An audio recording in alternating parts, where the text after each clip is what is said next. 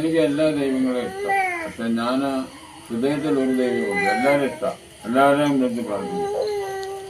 ഈ എന്നു വെച്ചാൽ എന്നെ കൊണ്ട് ഒരു ദൈവത്തിന് ഉപയോഗിക്കാനും പറ്റില്ല.